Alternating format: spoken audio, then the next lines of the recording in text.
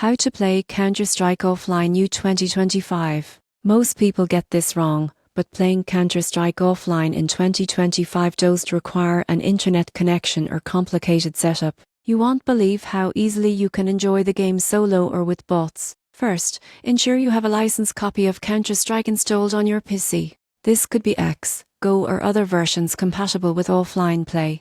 Update the game to the latest version to avoid errors. Next, launch the game and select Play or Start Offline. Choose Offline with Bots to set up your offline match. You can adjust difficulty levels for bots, map selection, and game mode, including Deathmatch or competitive. Configure settings like resolution, controls, and graphics for optimal performance. Offline mode allows you to practice your aim and strategies without worrying about internet lag or matchmaking queues. Once ready, start the match. You can track stats, complete objectives, and refine your skills against high opponents. For variety, switch maps and adjust bot numbers to simulate real multiplayer environments. In conclusion, playing Counter-Strike Offline in 2025 involves installing the game, selecting offline mode, configuring bots and settings, and practicing freely. This method is perfect for honing skills or enjoying solo gameplay anytime.